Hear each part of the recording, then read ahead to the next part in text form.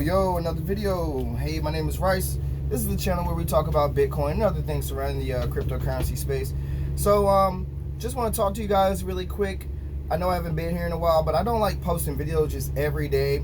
I mean, there's guys on the net that literally will post everything that's being mentioned about Bitcoin. And that's not kind of why I wanted to make this channel. It's more so you guys can travel with me along this journey, or even get a heads up on things that are about to happen or as they're currently happening. That's kind of like the route I like to go with this channel. But if it's crazy, there will be days I'm gonna post it that day or things like that. But anyway, just getting back on topic. This video is pretty much about how I feel, and a lot of people in the community feel, that we are in an early, and I repeat early adoption phase, mainly for like institutions, corporations, big tech, like the big tech companies, and banks and things of that nature. So if you guys been looking at the news in the past weeks, heck, just out of Q1, quarter one, and if you guys don't know what Q1 is, so a lot of companies and corporations and things like that, they'll break down the year into quarters, or even small businesses do it too. I don't know, I'm looking so far. Anyway, small businesses do it too. So 12 months in a year, you divide that by 4, you get 4 quarters divided by 3, so 3 months pretty much make up a quarter. It's not rocket science. So Q1, January, February, March, like, guys, just go back and look at the craziness that happened in just that 3-month span. That's the beginning of this year.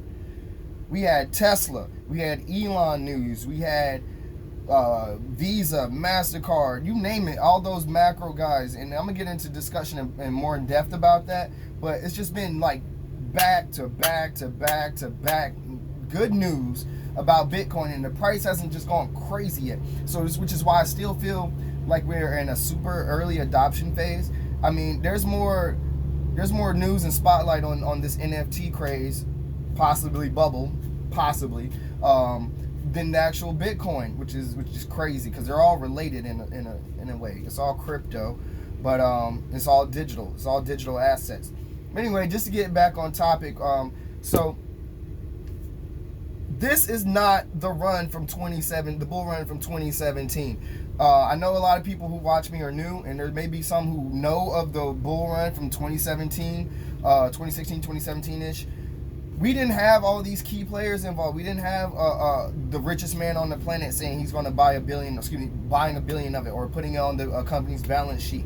We didn't have companies like PayPal and Square making it where you can just go and buy it from your phone. Like, this is insane, man. Like, and it's so early in the game. We still don't have like Apple, Google, eBay. You wait till those guys get involved. It's still crazy that the people who are involved now are okay. So in 2017, my mind state was, once that price started going up, I was like, yep, the institutional herd is coming. It's just a matter of time before they start buying this crap up. But it was just too soon, way too early. They still didn't quite get a grip of it and understanding of it. They didn't see it as a store of value like we did. Like, hell, we didn't either. I mean, I sold it and when before the crash. But anyway, that's if you look at my old videos, you'll see that too. But this is not the same. They're not even calling this potentially another bull run or another cycle. They're calling this a possible super cycle. You can look this up. Type in Bitcoin super cycle, because of all the things all the pieces on the board that are moving at this point. Like, look at the macro guys that are involved. I'm not going to give you all the names of all the big macro guys. And macro, if you don't know what that means, you can Google it. But it's pretty much like, these are like the smartest people on the planet who manage the money for wealthy people, or companies, or corporations, or institutions, or hedges. So these are the smart guys that navigate the money, in a sense, and they all decided to move it out of physical gold into gold 2.0, baby, which is digital gold. You know what I mean? Synthetic gold, Bitcoin. And you're seeing it. The transition of wealth is just insane. Like, I'm looking at it like, $1 billion, Tesla, boom. Elon, $1 billion, boom. PayPal and Square, like I've said before, they're literally buying up more than is being mined. And then, okay, this is how you know that the companies are getting into it heavy now. They're heavily invested. So just like Tesla, Mark Cuban, and other companies too, you can purchase their products with Bitcoin, but they're not changing it over to fiat or changing it over to US dollars or US currency or any currency. They are keeping it. This is how they figured out how to accumulate it. So if they got late in the game because they were saying Bitcoin wasn't worth a bunch of bananas, Mark Cuban, then this is their way of saying, okay, this is how we're going to catch up. We're going to let people pay for it with with U.S. currency, U.S. dollars, and we're just going to keep the Bitcoin. Simple solution. And it's pretty smart, man, because then you don't have to, you're not tricking anyone. You're selling off your products, getting rid of you don't have to worry about getting the US dollars back, which is trash, and you're accumulating Bitcoin and you're storing Bitcoin while getting rid of your stock of inventory. It's just crazy, man. It's actually perfect. Then you got investors like, okay, the news of people that are getting involved in investing into Bitcoin now, it's like it's being hush-hush almost. Michael Jordan, Will Smith, Serena Williams, I forgot the guy's name, but he's the co-CEO of Reddit. Snoop Dogg. Snoop Dogg is everywhere, bro. And who doesn't know who Snoop Dogg is? Snoop Dogg is coming out with NFTs in collaboration with Crypto.com, which is Visa's type of exchange. Just Google that.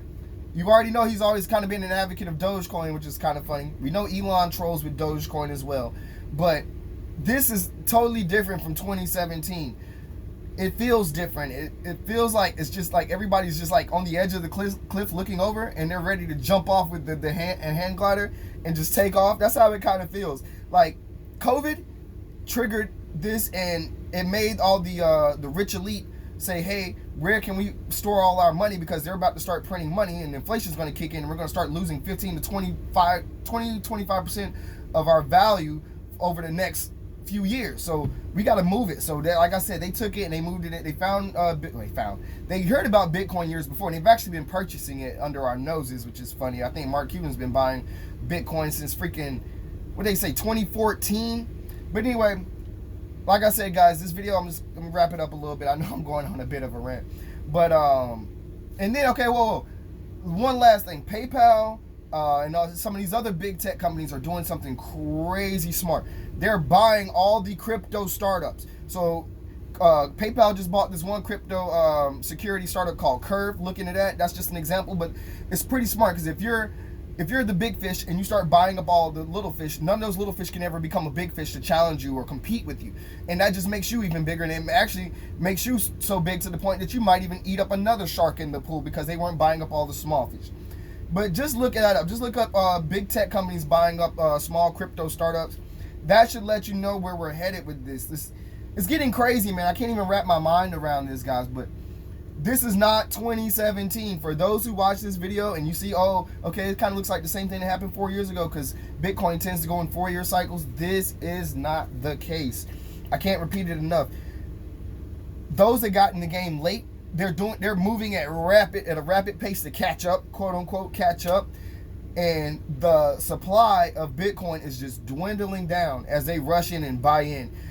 We've been hovering at about 58K for over the past week or so now. I'm just waiting to look at my device, and I tell my boy this all the time, and that thing looks like a freaking Rolodex.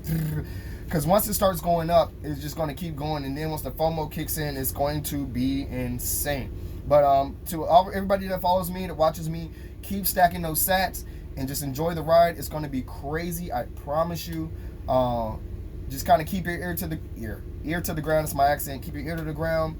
I'm going to try to drop something like I said, around when there's like some type of crazy energy going on in the community, or there's some news about or something about to happen, because I stay on Reddit, I stay on the blogs, I stay talking to people within the community, and usually I see stuff before they happen. Once I go down that rabbit hole, I don't come back out. But anyway, I know I'm rambling a little bit. But like I said, guys, they're talking about a super cycle. This is not like 2017. This is not like the previous crazy bull run we had before. That was the epic crash of 2018. But yeah, just look at the key players in it, guys. The banks, the institutions, the macro guys, the big tech companies that are already involved, the fintech companies, which is financial tech companies, that are already involved, the PayPals, the Squares. This is about to be insane. But anyway, you guys stay safe out there. I'll hit you up later.